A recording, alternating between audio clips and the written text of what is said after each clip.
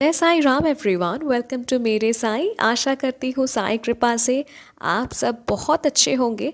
आज आप सभी के साथ मैं शेयर करूँगी ओदी की महिमा। ओदी कितना पावरफुल है, हम सभी को कितने आपदों से बचाता है हर वक्त। अब ये जो डिवोटी हैं ये रहना चाहती हैं अनोनिमस। अब आप सभी को बता दूं कि इनका मैरिज एनिवर्सरी 1 फेब को आता है। तो 1 फेब मैम गई साईं मंदिर जो उनके सिटी में है। उस दिन मंदिर बिल्कुल खाली था। ओके, मतलब साईं मंदिर बिल्कुल खाली था और इसीलिए मैम को बाबा के साथ एकांत में वक्त बिताने के लिए बहुत समय मिला। उनके साथ सर भी थे, पर वो हनुमान जी को बहुत मानते हैं, इसीलिए वो गए थे हनुमान जी के पास।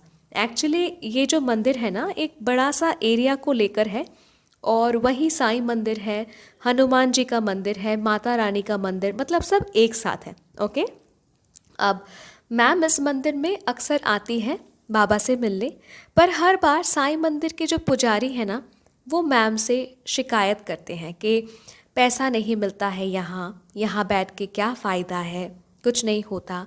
आप सभी को बता दूं कि मैम बाय प्रोफेशन वकील हैं, तो पुजारी जी लिटिगेशंस के बारे में भी पूछते हैं। ठीक है, बार बार उन्हें पूछते हैं जब भी वो साईं मंदिर जाती हैं।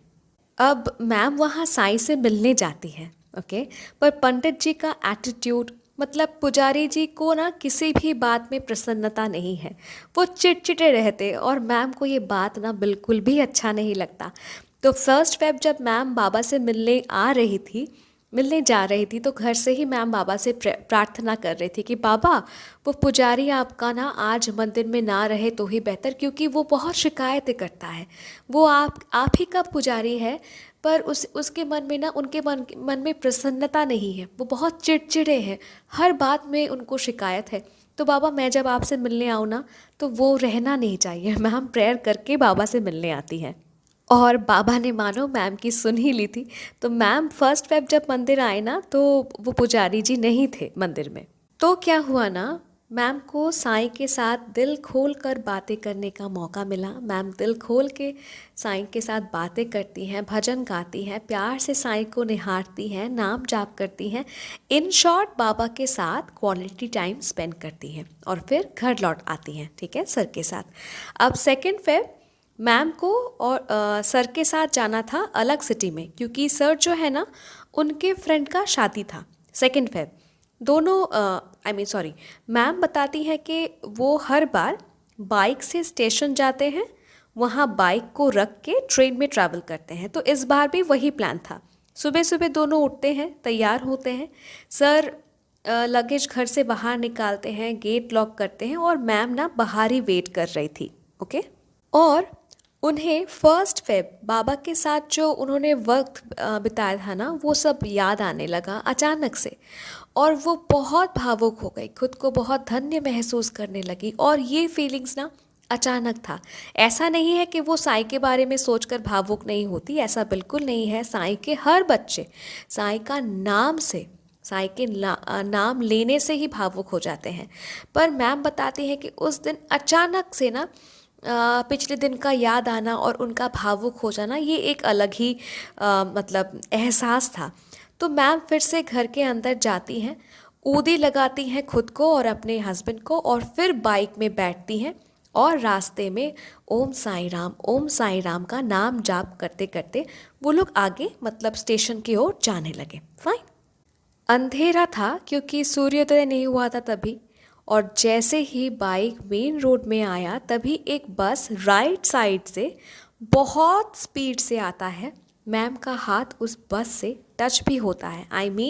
वो बस इनके बाइक को नज़दीक से, बहुत नज़दीक से टच करके आगे निकल जाता है और आगे जाके रुक जाता है। क्यों रुक जाता है? क्योंकि बस ड्राइवर को भी डर था कि शायद सुबह सुबह एक बड़ा सा हादसा हो गया है, स्पॉट डेथ हो गया है जो भी बाइक में था। समझ सकते हैं कितना बड़ा सा एक हादसा इनके साथ हुआ early in the morning. Now this is something very serious. Okay, ज़रा सोचिए कि स्पीड से अगर कोई भी गाड़ी पीछे से आता है, आपको टच करके आगे निकल जाता है, चांसेस यही है कि आप गिर जाएंगे। ठीक है, यही होता है। और अगर ऐसा होता है ना, स्पॉट डेथ हो जाता है, बड़ा सा हादसा हो जाता है। अगर स्पॉट डेथ ना भी हो तो मेजर एक्सीडेंट हो जाता है, पर ऐसा हुआ नहीं। सर और मैम दोनों बहुत डर गए थे और बस ड्राइवर भी बहुत डर गया था, पर साईं कृपा से कुछ भी नहीं हुआ था। मैम को चोट भी नहीं लगा और सर को भी चोट नहीं लगा था। मैम को तब एहसास हुआ कि क्यों साईं ने संकेत दिया था कि ऊदी लगाना चाहिए, क्योंकि साईं को तो सब पता है कि क्या होने वाला है। और ऊदी की महिमा देखिए, बस उन दोनों को छू कर निकल गया, पर कुछ हुआ नहीं। उन दोनों को कुछ हुआ नहीं। साईं की आशीर्वाद तो है ही है, साथ ही साथ ऊदी की महिमा है। अगर इसीलिए इसीलिए ना यही कहते हैं कि जब भी आप घर के बाहर निकलो, घर से बाहर निकलो, साथ में ऊदी हमेशा कैरी कीजिए। ऊदी लगाकर घर से बाहर जाइए, ठीक है। तो ये एक अनुभव। Ma'am thank you so very much, इतना प्यारा अनुभव हमारे साथ शेयर करने के लिए। इसी अनुभव से ना मुझे मेरे घर का 2 अनुभव याद आ गया, मैं शेयर करती हूँ आप सभी के साथ। मेरी माँ जो है ना, मेरी माँ के पेट में हार्निया है। ओके, आई एम श्योर आप सब जानते हैं हार्निया क्या है। अब जनरली हार्निया जब बड़ा हो जाता है तो ऑपरेट करके उसे निकाला जाता है, पर क्या है ना, मेरी माँ को एनेस्थेशिया जो होता है, जिससे एनेस्थेशिया करके आपको ऑपरेट करेंगे, तो उस एनेस्थेशिया में ही मेरी माँ को है एलर्जी, रिएक्शन हो गया था एक बार मेरे माँ को, बहुत मतलब तगड़ा रिएक्शन हो गया था। उस रात हम अपनी माँ को खोने ही वाले थे। मेरी मम्मी के हाथ पैर पूरे नीले पड़ गए थे, फिर पैर के नीचे इंजेक्शन पुश करना पड़ा, वो एक बड़ा सा किस्सा है। तो मेरे माँ के पेट में हार्निया है जो कि बहुत बड़े बड़े हैं, 2 हैं, पर ऑपरेट नहीं करा पा रहे हैं, क्योंकि ऑपरेशन अगर करना पड़ा तो एनेस्थेशिया देना पड़ेगा, और उसी में मेरी माँ को एलर्जी है, रिएक्शन हो गया था, तो ये चांस हम ले ही नहीं सकते। अब हुआ क्या, 2 हफ्ते या 3 हफ्ते पहले की बात है, अचानक वो हार्निया ना पेट के अंदर घुस गया। मतलब जनरली मेरी माँ जब अपने पेट को टच करती है तो हार्निया को फील कर पाती है, पर 2 से 3 हफ्ते पहले क्या हुआ था, वो हार्निया अंदर चला गया। तो मेरी माँ जब पेट को टच कर रही थी वो हार्निया को फील नहीं कर पा रही थी, और हार्निया पेट के अंदर चले जाने के वजह से उनको होने लगा बहुत दर्द, बहुत ज़्यादा दर्द, और वो बहुत परेशान हो गई, और साथ ही साथ हम भी बहुत परेशान हो गए कि करे तो करे क्या, क्या करे कि ये दर्द ठीक हो जाए, ये हार्निया फिर से अपने प्लेस में बाहर आ जाए, मतलब जहाँ पे रहता है वहीं आ जाए, क्योंकि ऑपरेशन तो हम नहीं करा सकते, करे तो करे क्या।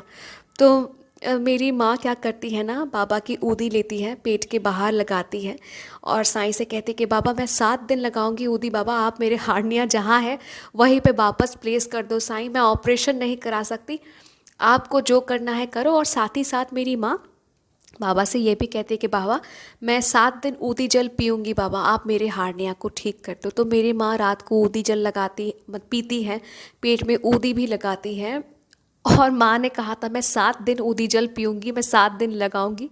7 दिन भी इंतज़ार करना नहीं पड़ा, अगले दिन ही हार्निया राइट एट प्लेस जहाँ पे था, जहाँ पे माँ फील कर पाती है, जहाँ पे रहने से माँ को कोई दिक्कत नहीं होती, हार्निया वहीं पे लौट आ गया। तो ऊदी की महिमा देखिए और बाबा की कृपा देखिए। और तो और मैं एक और बात बताऊं कि ना ही केवल इंसानों के ऊपर ऊदी चमत्कार करता है, मशीन के ऊपर भी करता है। हम लोग बाहर जाने वाले थे और अचानक से वॉशिंग मशीन से ना एक अजीब सा आवाज़ आने लगा। अब कपड़े धोने थे और एक सर्टेन टाइम के बाद बाहर भी जाना था, तो उस वक्त ना मैकेनिक मिलने नहीं वाला था, क्योंकि आप सब जानते हैं कि कंपनी का जो मैकेनिक आएगा उससे पहले फ़ोन करना पड़ता है, बुकिंग करना पड़ता है, फिर 7 दिन के बाद वो लोग टाइम देते हैं। तो उतना टाइम हमारे पास नहीं था, हमें कपड़े धोने थे और मैकेनिक को फ़ोन करने का टाइम नहीं था, क्योंकि कुछ ही घंटों में हम लोग बाहर भी निकलने वाले थे। तो मैंने क्या किया ना, मैंने ऊदी लाया और वॉशिंग मशीन पे छिड़क दिया और कहा कि बाबा अपने ऊदी से चमत्कार करो, वॉशिंग मशीन ठीक कर दो। And I tell you, within 15 minutes washing machine normal, कोई प्रॉब्लम नहीं था। तो जैसा कि मैं हर बार कहती हूँ कि ऊदी रामबाण औषधि है इंसानों के लिए और किसी भी चीज़ के लिए। तो ऊदी का सेवन, ऊदी का टीका लगाया कीजिए। ऊदी साईं ही है, ठीक है, वो ऊदी साईं ही है जो हमारे पास है। तो ऊदी अपने पास ज़रूर रखिएगा। और ma'am thank you once again इतना प्यारा अनुभव हम सभी के साथ शेयर करने के लिए। आप सभी से कहना चाहूँगी कि अगर आपको भी अपना अनुभव शेयर करना है, आप मेरे साथ शेयर कर सकते हैं। आप मुझे ईमेल कर सकते हैं, इंस्टाग्राम पे डायरेक्ट मैसेज कर सकते हैं, या फिर मेरे व्हाट्सएप नंबर में भी आप मुझे मैसेज कर सकते हैं। Email ID, Instagram account ID और व्हाट्सएप नंबर तीनों ही डिस्क्रिप्शन पे दिया हुआ है। अगर ये अनुभव लास्ट तक सुना है, अगर अच्छा लगा है तो लाइक, कमेंट एंड शेयर कीजिए। जब आप साईं महिमा का प्रचार करते हैं, शेयर करते हैं, तो आप साईं की सेवा ही कर रहे हैं। और अगर अभी तक मेरे साईं परिवार के साथ जुड़े नहीं हैं तो जुड़ जाइए, देर किस बात का। मिलती हूँ बहुत जल्दी एक नए साईं अनुभव के साथ। टिल देन, जय साईं राम।